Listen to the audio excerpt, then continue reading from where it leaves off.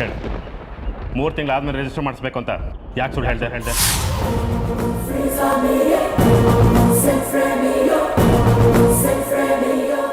ನಿಮಗೋಸ್ಕರ ಮಾವ.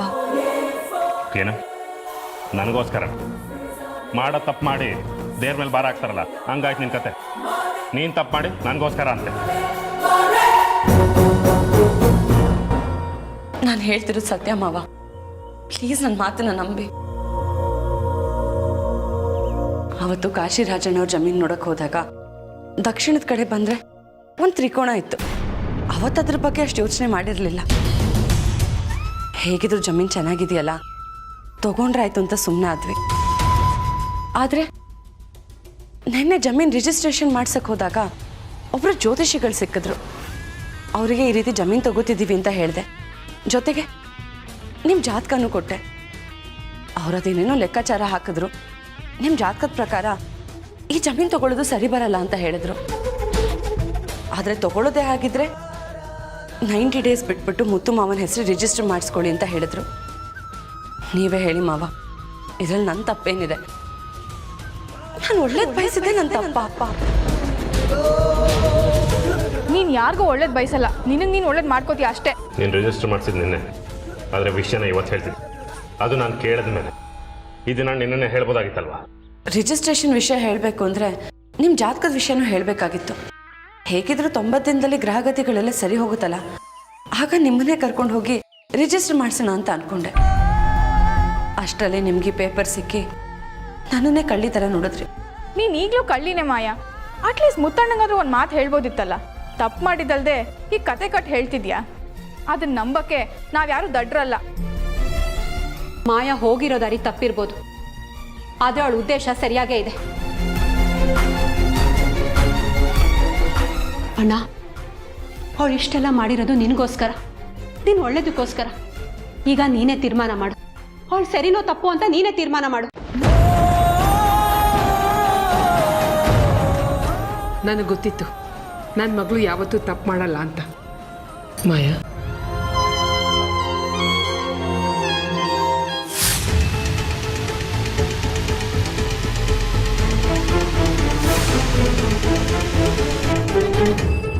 ಕತೆ ಇನ್ನು ಬಾಕಿ ಇದೆ ರುಕ್ಮಿಣಿಯಮ್ಮ.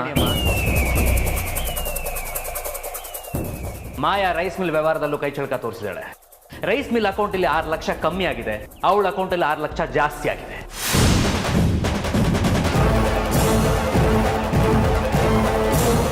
ಮಾಯಾ, ನೀನು ಫೋನ್ ಕೊಡು ಅಂದೆ.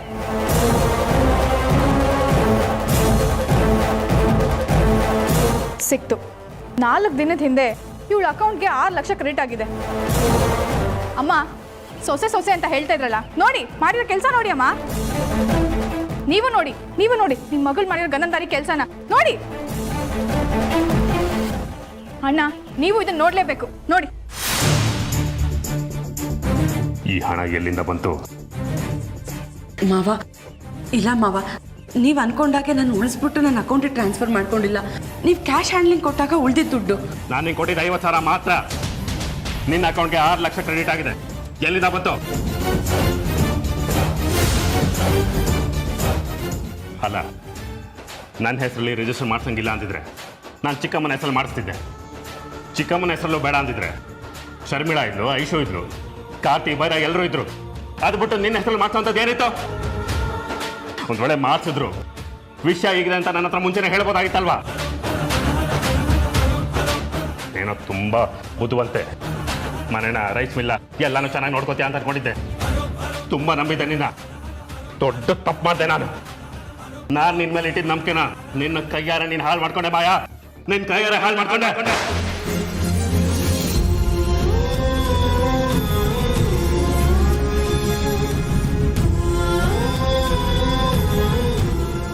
ಅಳಿಯಂದ್ರೆ ಆಗಿದ್ದಾಯ್ತು, ಬಿಟ್ಬಿಡಿ. ಹೇಗೂ ನಿಮ್ದು ಮಾಯಂದು ಮದುವೆ ಆಗ್ತಾ ಇದೆ. ಆಸ್ತಿ ಯಾರದ್ದಾದ್ರೇನು ಎಲ್ಲ ನಿಮ್ಮಿಬ್ರದೇ ತಾನೇ. ಕೇವಲ 20 ಎಕರೆ ಜಮೀನಿಗೋಸ್ಕರ ಇಷ್ಟು ದೊಡ್ಡ ಸುಳ್ಳು ಹೇಳಿದಾಳೆ. ಕೋಟ್ಯಾಂತರ ರೂಪಾಯಿ ಆಸ್ತಿಗೋಸ್ಕರ ಮನ್ಸು ಬದಲಾಯಿಸಲ್ಲ ಅನ್ನೋದಕ್ಕೆ ಏನು ಗ್ಯಾರಂಟಿ? ಇವಳಿ ಮನೆಗೆ ಸೊಸೆಯಾಗಿ ಬಂದು ಆಸ್ತಿ ತನ್ನ ಹೆಸರು ಮಾಡ್ಕೊಂಡು ನಮ್ಮ ಕೈಗೆ ಚಿಪ್ ಕೊಡ್ತಿದ್ಲು. ಆಸ್ತಿ ಹೋದ್ರೆ ಹೋಗ್ಲಿ, ಅಮ್ಮ ನಿಮ್ಮನ್ನು ಮನೆಯಿಂದ ಹೊರಗೆ ಹಾಕ್ತಿದ್ಲು. ಆಗ ಏನ್ ಮಾಡ್ತಿದ್ರಿ ನೀವು?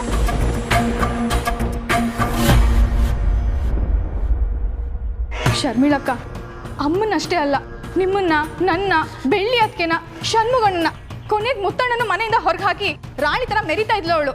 ಸದ್ಯದಲ್ಲಿ ಅನಾಹುತ ತಪ್ಪಿದೆ, ಖುಷಿ ಪಡಿ ಅದಕ್ಕೆ.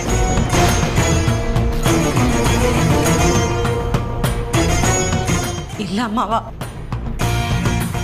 ಈ ದೊಡ್ಡ ರೈಸ್ ಮಿಲ್ದೆ ಆದ್ರೆ ಯಾವ್ದ್ರದ್ದು ಅಂತ ನಂಗೆ ಸರಿಯಾಗಿ ಗೊತ್ತಾಗ್ತಿಲ್ಲ. ಬೇಕಿದ್ರೆ ನಾನು ತಿಳ್ಕೊಂಡು ಈ ವಿಷಯ ನಿಮಗೆ ತಿಳಿಸ್ತೀನಿ ಮಾವ. ಅತ್ತೆ ಅತ್ತೆ ಪ್ಲೀಸ್ ನನ್ನ ನಂಬಿ ಅತ್ತೆ. ಮೋಸ ಮಾಡಿಲ್ಲ, ನಾನು ಯಾರಿಗೂ ಮೋಸ ಮಾಡೋದು ಇಲ್ಲ. ನಿಮ್ಮ ಮಾತು, ಮುತ್ತು ಮಾವನ ಮಾತು ಮೀರಿ ನಾನು ಯಾವತ್ತೂ ನಡ್ಕೊಂಡಿಲ್ಲ ಅತ್ತೆ.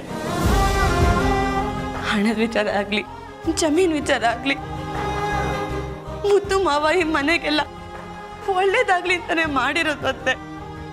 ನಾನು ಮೋಸ ಮಾಡಿಲ್ಲ, ಪ್ಲೀಸ್ ನನ್ನ ನಂಬಿ ಅತ್ತೆ. ಯಾರು ನಂಬಿಲ್ಲ, ನಾನು ಯಾರಿಗೂ ಮೋಸ ಮಾಡಿಲ್ಲ, ಯಾರಿಗೂ ಮೋಸ ಮಾಡಿಲ್ಲ, ನಾನು ಯಾರಿಗೂ ಮೋಸ ಮಾಡಿಲ್ಲ ಅಮ್ಮ.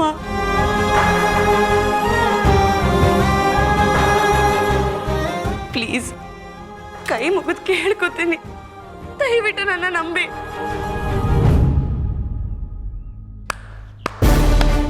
ತುಂಬಾ ಚೆನ್ನಾಗಿ ನಾಟಕ ಆಡ್ತೀಯ ಮಾಯಾ ನೀನು. ನೀನ್ ಹತ್ರ ನೀನ್ ಮಾಡಿರೋ ತಪ್ಪೆಲ್ಲ ಹೊರಟೋಗುತ್ತೆ ಅನ್ಕೊಂಡಿದ್ಯಾ? ಜ್ಯೋತಿಷಿ ಅಂತ ಕತೆ ಕಟ್ಟೋದು, ದುಡ್ಡೆಲ್ಲಿಂದ ಬಂತು ಅಂದ್ರೆ ಗೊತ್ತಿಲ್ಲ ಅಂತ ನಾಟಕ ಆಡೋದು, ಜೊತೆಗೆ ಅಳೋದು ಬೇರೆ. ನೀನ್ ಇನ್ನೂ ಈ ಮನೆಗೆ ಬಂದ್ರೆ ಅದೇನೇನ್ ಮಾಡ್ತೀವ ಅಂತ ನನಗೆ ಭಯ ಆಗ್ತಿದೆ.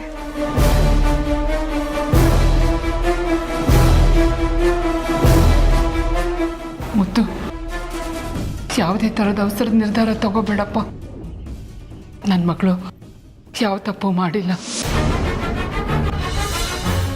ಮಾಯಾ, ಅಳಿಯಂದ್ರಿಗೆ ಹೇಳು, ನೀನು ಯಾವ ತಪ್ಪು ಮಾಡಿಲ್ಲ ಅಂತ ಅವ್ರಿಗೆ ಮನವರಿಕೆ ಮಾಡೆ.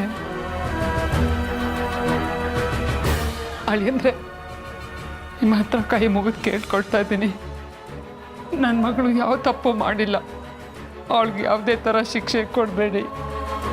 ನೋಡಿ, ನನಗೆ ಆಸ್ತಿ ಹೋದ್ರೆ ಚಿಂತೆ ಇಲ್ಲ, ಹಣ ಹೋದ್ರೂ ಚಿಂತೆ ಇಲ್ಲ. ಆದರೆ ಚಿಕ್ಕಮ್ಮನ ನಂಬಿಕೆಗೆ ಯಾರಾದರೂ ದ್ರೋಹ ಬಗೆದ್ರೆ ನಾನು ಮಾತ್ರ ಸುಮ್ಮನೆ ಇರಲ್ಲ. ಯಾವುದೇ ಕಾರಣಕ್ಕೂ ಸುಮ್ಮನೆ ಇರಲ್ಲ. ಚಿಕ್ಕಮ್ಮ, ಇಷ್ಟಾದ್ಮೇಲೆ ಮಾಯಾ ಈ ಮನೇಲಿ ಇರ್ಬೇಕಾ? ಇಷ್ಟಾದ್ಮೇಲೆ ನಾನು ಅವ್ರಿಗೆ ತಾಳಿ ಕಟ್ಟಬೇಕಾ? ನೀವೇ ನಿರ್ಧಾರ ಮಾಡಿ. ನೀವು ಏನು ನಿರ್ಧಾರ ತಗೊಳ್ತೀರೋ ಅದಕ್ಕೆ ನಾನು ಬದ್ಧವಾಗಿರ್ತೀನಿ.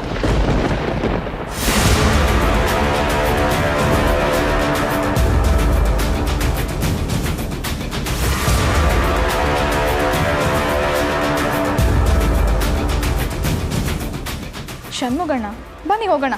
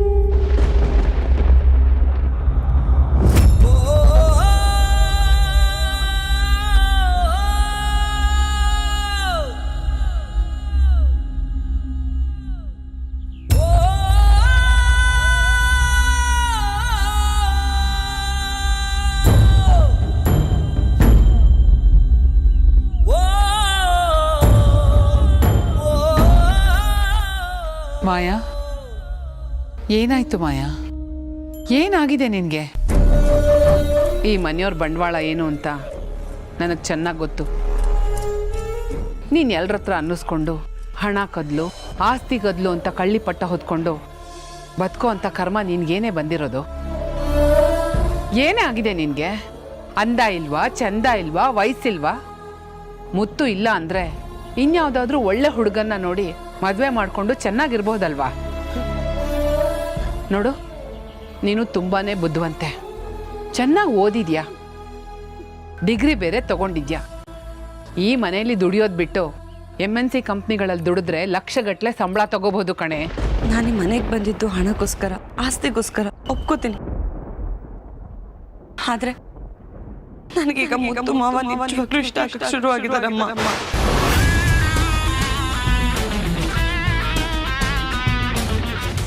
ಮನ್ಸ್ಫೂರ್ತಿ ಅವರೇ ಇದ್ದಾರೆ. ನಾವು ಪ್ರೀತಿಸೋರ್ಗೋಸ್ಕರ ಎಷ್ಟೇ ಅವಮಾನ ಆದ್ರೂ ಸರಿ, ಅದನ್ನ ತಡ್ಕೋತೀವಿ. ಮನ್ಸು ಪದೇ ಪದೇ ಅವರನ್ನೇ ಬಯಸ್ತಿರುತ್ತಮ್ಮ. ನಾನು ಈಗ ಹಾಗೆ ಈ ನೋವನ್ನೆಲ್ಲ ದೂರ ಇಟ್ಟು ನಾನು ಎಷ್ಟೇ ಒಂಟಿ ಆದ್ರೂ ಸರಿ, ಅವಮಾನ ಮಾಡಿಸ್ಕೊಂಡ್ರು ಸರಿ, ದುಃಖದಲ್ಲಿದ್ರು ಸರಿ, ಆದ್ರೆ ನನಗೆ ಮುದ್ದು ಮಾವ ಬೇಕಮ್ಮ. ನನಗೆ ಅವರೇ ಬೇಕು, ನನಗೆ ಅವರೇ ಪ್ರಪಂಚ ಅಮ್ಮ. ಆಯ್ತು, ಪ್ರೀತಿ ಇದೆ, ಒಪ್ಕೊಳ್ಳೋಣ. ಆದ್ರೆ ನೀನ್ ಎಲ್ರ ಮಾತನ್ನ ಕೇಳ್ಕೊಂಡು ನಿಂತಿದ್ದಾಗ ಯಾರು ನಿನ್ ಸಹಾಯಕ್ಕೆ ಬರಲೇ ಇಲ್ಲ. ಯಾಕೆ? ಈ ಮನೇಲಿ ನಿನ್ನೋರು ಅಂತ ಯಾರು ಇಲ್ವಾ? ಕಷ್ಟ ಕಾಲದಲ್ಲಿ ನಾನು ಜೊತೆಗಿರ್ತೀನಿ ಅಂತ ಹೇಳೋರು 1000 ಜನ ಸಿಗ್ತಾರೆ ಮಾಯಾ. ಆದರೆ ನಿನಗೆ ನೋವಾದಾಗ ಆ ಕಷ್ಟನ ನಾನು ಎದುರಿಸ್ತೀನಿ ಅಂತ ಹೇಳ್ಕೊಳ್ಳೋರು ನಮಗೆ ಬೇಕು. ಈ ಮನೆಗೆ ನಿನ್ನ ಕರ್ಕೊಂಡು ಬಂದಿದ್ದು ಯಾರು ಹೇಳು? ನೀಲಾಂಬರಿ ಅತ್ತೆ. ಅಲ್ಲ, ಇವತ್ತು ನಿನಗೆ ಅಷ್ಟೆಲ್ಲ ನೋವಾಗ್ತಾ ಇದ್ರು, ಅವ್ರೇನಾದರೂ ನಿನ್ನ ಪರವಾಗಿ ಮಾತಾಡಿದ್ರಾ? ಮಾತಾಡಲಿಲ್ಲ. ಯಾಕೆ ಹೇಳು? ಈಗ ಅವ್ರಿಗೆ ನಿನ್ನ ಅವಶ್ಯಕತೆ ಇಲ್ಲ ಮಾಯಾ. ನಿನ್ಗೆಲ್ಲದಕ್ಕೂ ಉತ್ತರ ಕೊಡ್ಬೇಕಾಗತ್ತಲ್ಲ. ಅದೇ ಬೆಳ್ಳಿನ ತಂದ್ಕೊಂಡ್ರೆ ಕೆಲಸ ಎಲ್ಲ ಸಲೀಸಾಗತ್ತಲ್ಲ. ಎಲ್ಲದಕ್ಕೂ ಕೋಲೆ ಬಸವಂತರ ತಲೆ ಅಲ್ಲಾಡ್ಸ್ಕೊಂಡಿರ್ತಾಳೆ. ತಾನು ತನ್ನ ಮಕ್ಕಳು ಅನುಭವಿಸ್ಬೇಕು ಅಂತ ನೀಲಾಂಬರಿ ಅತ್ತಿಗೆ ಮಾಡಿರೋ ಪ್ಲ್ಯಾನ್ ಇದು.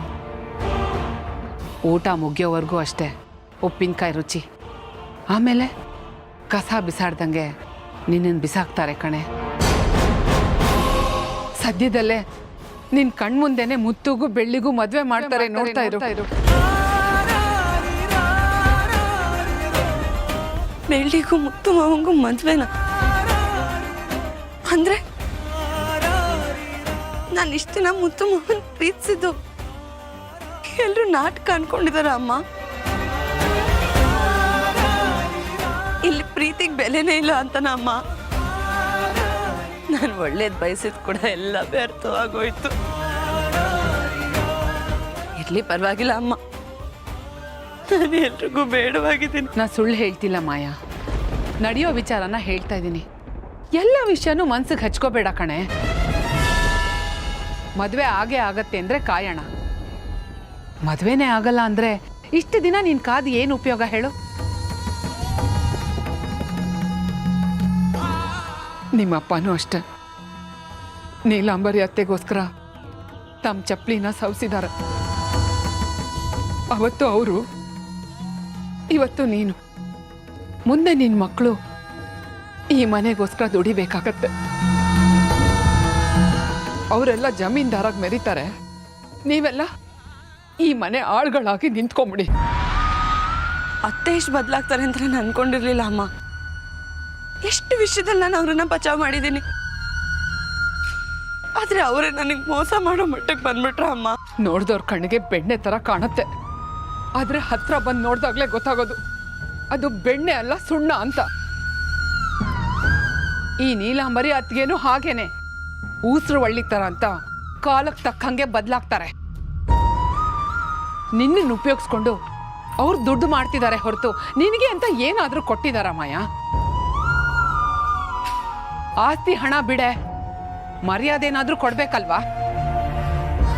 ಇಷ್ಟೆಲ್ಲ ಆದ್ಮೇಲೂ ನಾವಿಲ್ಲಿದ್ರೆ ಚೆನ್ನಾಗಿರಲ್ಲ. ನೋಡು, ಲಗೇಜ್ ಪ್ಯಾಕ್ ಮಾಡ್ಕೊಂಡು ಬರ್ತೀನಿ. ಯಾರಿಗೂ ಹೇಳೋದು ಬೇಡ, ಕೇಳೋದು ಬೇಡ. ನಮ್ಮ ಪಾಡಿಗೆ ನಾವು ಊರಿಗೆ ಹೊಟ್ಟೋಗೋಣ.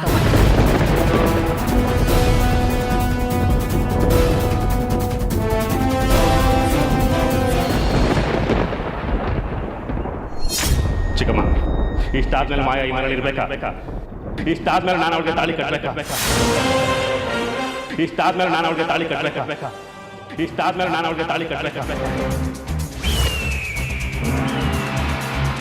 ನೀವೇನ್ ಮಾಡ್ತಿದ್ದೀರಾ ಅಂತ ಗೊತ್ತಿದ್ಯಾ ಅತ್ತೆ? ಇದರಿಂದ ತುಂಬಾ ದೊಡ್ಡ ಪ್ರಾಬ್ಲಮ್ ಆಗುತ್ತೆ. ನಾನು ನೀವು ಅನ್ಕೊಂಡಿರೋದು ಯಾವ್ದು ನಡೆಯಲ್ಲ. ಆದ್ರೆ ಇದೆಲ್ಲ ನಿಮ್ ತಲೆಯಲ್ಲಿ ಇರ್ಬೇಕಲ್ಲ.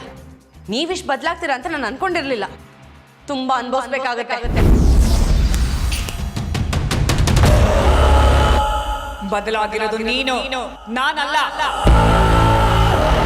ಇಷ್ಟು ದಿನ ಯಾವುದೇ ನಿರ್ಧಾರ ತಗೋಬೇಕಾದ್ರೂ ಸರಿ ತಪ್ಪು ನನ್ನ ಜೊತೆ ಚರ್ಚೆ ಮಾಡಿ ನಿರ್ಧಾರ ತಗೋತಾ ಇದ್ದೆ.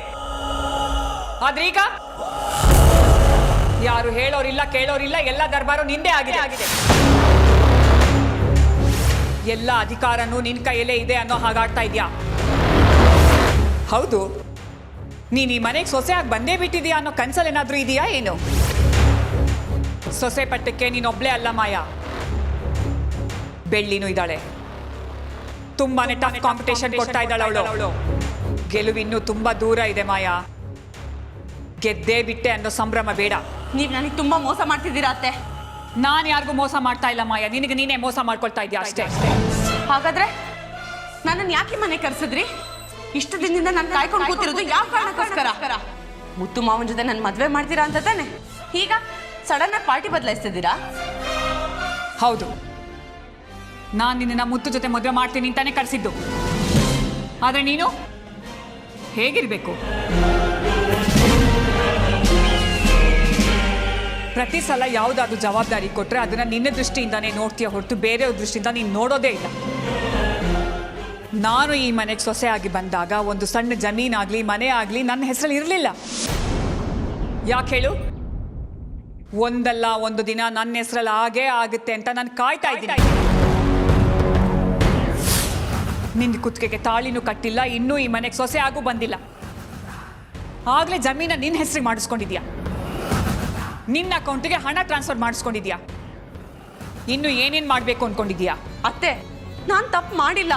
ಈ ಹಣ ನನ್ನ ಅಕೌಂಟಿಗೆ ಹೇಗೆ ಬಂತು ಅಂತ ನಂಗೆ ನಿಜವಾಗ್ಲೂ ಗೊತ್ತಿಲ್ಲ. ಸಾಕ್ ಮಾಡು.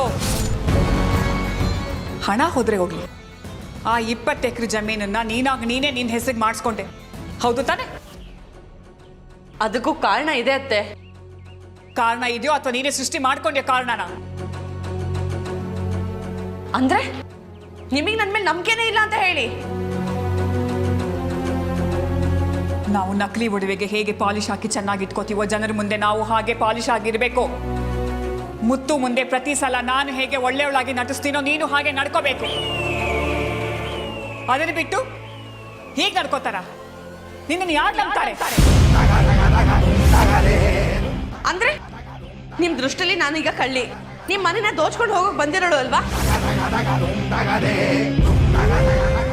ನಾನು ನಿನ್ನ ಕಳ್ಳಿ ಅಂತ ಹೇಳ್ತಾ ಇಲ್ಲ. ಜಮೀನ್ ವಿಚಾರ ಆಗ್ಲಿ ಹಣದ ವಿಚಾರ ಆಗ್ಲಿ ನೀನ್ ಯಾಕೆ ನನ್ನ ಹತ್ರ ಮಾತಾಡ್ಲಿಲ್ಲ? ನೋಡಿದ್ಯಾ ಮುತ್ತು ಎಲ್ರ ಮುಂದೆ ನಿನ್ನನ್ನು ಹೇಗೆ ಪ್ರಶ್ನೆ ಮಾಡ್ತಾ ಇದ್ದ, ಅದು ಪ್ರೂಫ್ ಸಮೇತ. ನಿನಗೆ ಅವನು ಕೇಳೋ ಪ್ರಶ್ನೆಗಳಿಗೆ ಉತ್ತರ ಕೊಡಕ್ಕಾಗ್ಲಿಲ್ಲ. ಈಗಲೂ ನಿನಗೆ ಅವನು ಕೇಳೋ ಪ್ರಶ್ನೆಗಳಿಗೆ ಉತ್ತರ ಕೊಡಕ್ಕಾಗಲ್ಲ ಅಂತ ನನಗೆ ಗೊತ್ತು. ನನಗೆ ಆ ಟೈಮಲ್ಲಿ ಉತ್ತರ ಬರಲಿಲ್ಲ, ಒಪ್ಕೋತೀನಿ. ಆದ್ರೆ ನೀವೇನ್ ಮಾಡಿದ್ರಿ ಅತ್ತೆ? ಪ್ರತಿ ಸಲ ಏನೇನು ತಪ್ಪಾದ್ರೂ ವಹಿಸ್ಕೊಂಡು ಮಾತಾಡ್ತಿದ್ರಿ ಅಲ್ವಾ? ಆದ್ರೆ ಈ ಸಲ ಯಾಕೆ ಆ ರೀತಿ ಆಗ್ಲಿಲ್ಲ? ನನ್ನನ್ನು ಅಷ್ಟೊಂದು ನಂಬಿರೋ ನೀವು ಎಲ್ಲರ ಮುಂದೆ ಸೈಲೆಂಟ್ ಆಗೋದ್ರಿ. ನಿಮ್ಮ ಬಾಯಲ್ಲಿ ನನ್ನ ಪರವಾಗಿ ಒಂದೇ ಒಂದು ಮಾತು ಬರ್ಲಿಲ್ವಲ್ಲ ಅತ್ತೆ? ನಾನು ನಿನ್ನ ಪರವಾಗಿ ಮಾತಾಡಿದ್ನಲ್ಲ ಮಾಯಾ. ಇಲ್ಲ ಅತ್ತೆ, ಮಾಯಾ ತಪ್ಪು ಮಾಡಿಲ್ಲ ಅಂತ ನೀವು 1 ಅಥವಾ 2 ಸರಿ ಹೇಳಿದ್ರೆ ಹೊರತು ಧೈರ್ಯವಾಗಿ ಮುತ್ತು ನೀನು ಅರ್ಥ ಮಾಡ್ಕೊಂಡಿರೋ ತಪ್ಪು, ಮಾಯಾ ಯಾವುದೇ ರೀತಿ ತಪ್ಪು ಮಾಡಿಲ್ಲ, ಅವಳು ಹೇಳ್ತಿರೋ ವಿಷಯ ಸರಿಯಾಗೇ ಇದೆ ಅಂತ ನೀವು ಮಾತಾಡಲೇ ಇಲ್ಲ. ಅಮ್ಮ ಯಾವಾಗಲೂ ಅಮ್ಮ ಅನ್ನೋದಕ್ಕೆ ನನ್ನ ತಾಯಿನೇ ಸಾಕ್ಷಿ. ಅವಳಿಗೆ ನಾನು ಎಷ್ಟೇ ಹೊಡೆದ್ರು ಬೈದ್ರು ಮುತ್ತು ಮಾವನ ಮುಂದೆ ಹೋಗಿ ಬೇಡ್ಕೊಂಡ್ರು. ತಮ್ಮ ಮಗಳು ಅಪರಾಧಿ ಅಲ್ಲ ಅಂತ ಪ್ರೂವ್ ಮಾಡೋದಕ್ಕೆ ಎಷ್ಟೆಲ್ಲ ಪ್ರಯತ್ನ ಪಟ್ರು. ಆದ್ರೆ ನೀವಾಗ್ಲಿ ಅದಕ್ಕೆ ಆಗ್ಲಿ ನನ್ನನ್ನು ವಹಿಸ್ಕೊಳ್ಳೋಕೆ ಮುಂದೆ ಬರಲೇ ಇಲ್ಲ ಅತ್ತೆ. ಮುತ್ತು ಮಾವನ ಮುಂದೆ ನನ್ನನ್ನು ಅಪರಾಧಿ ಮಾಡಿ ನೀವು ಬಚಾವಾಗಬೇಕು ಅನ್ಕೊಂಡಿದ್ದೀರಾ ಅತ್ತೆ? ಈ ಮನೇಲಿ ನೀವೊಬ್ರು ಮಾತ್ರ ಒಳ್ಳೆಯವರಾಗಿರ್ಬೇಕು, ಬೇರೆಯವ್ರು ಹಾಳಾಗೋದ್ರೂ ಪರವಾಗಿಲ್ಲ. ನಿಮಗೆ ಚಿಂತೆ ಇಲ್ಲ ಅಲ್ವಾ? ಹೋ, ಹೀಗೆ ಗೊತ್ತಾಗ್ತದೆ ನನಗೆ. ಬೆಳ್ಳಿನ ಈ ಮನೆಗೆ ಸೊಸೆಯಾಗಿ ತಂದ್ಕೋಬೇಕು ಅಂತ ತಾನೆ ನೀವಿಷ್ಟೆಲ್ಲ ಮಾಡ್ತಿರೋದು? ಅಲ್ಲ ಅತ್ತೆ, ಬೆಳ್ಳಿನೇ ಮುದ್ದು ಮಾವನ ಜೊತೆ ಮದ್ವೆ ಮಾಡಿಸ್ಬೇಕು ಅಂತ ಇದ್ದಿದ್ರೆ ನನ್ನನ್ನು ಯಾಕೆ ಮನೆ ಕರ್ಕೊಂಬಂದ್ರಿ ಅತ್ತೆ? ನನ್ನನ್ನು ಯಾಕೆ ಒಂದು ವಸ್ತು ಥರ ನೋಡಿದ್ರಿ? ಉಪಯೋಗಕ್ಕೆ ಬರೋ ತನಕ ಉಪಯೋಗಿಸಿ ಈಗ ಬಿಸಾಕ್ತಿದ್ದೀರಲ್ಲ ಅತ್ತೆ, ಯಾಕತ್ತೆ? ಹೇಗೋ ಬೆಳ್ಳಿಗೆ ಓದೋಕೆ ಬರೆಯಕ್ಕೆ ಬರಲ್ಲ, ನೀವೆಲ್ಲಿ ಸೈನ್ ಹಾಕೊಂಡ್ರು ಹಾಕ್ತಾಳೆ. ಮುದ್ದು ಮಾವನು ನಿಮ್ಮ ಕಡೆ, ಈಗ ಬೆಳ್ಳಿನೂ ನಿಮ್ಮ ಕಡೆನೆ. ಆಸ್ತಿ ಡಿವೈಡ್ ಮಾಡೋ ಪ್ರಶ್ನೆನೇ ಬರಲ್ಲ, ಎಲ್ಲ ನಾವೇ ಅನ್ಭವಿಸ್ಬೋದು ಅನ್ನೋ ಅತಿ ಆಸೆನಾ ನಿಮಗೆ? ಅತಿ ಆಸೆ ಪಡೋದೇ ಆಗಿದ್ರೆ ಇಷ್ಟೊತ್ತಿಗಾಗಲೇ ಯಾವಾಗಲೂ ಮುತ್ತುಗೂ ಬೆಳ್ಳಿಗೂ ಮದುವೆ ಮಾಡಿರ್ತಿದ್ದೆ ನಾನು.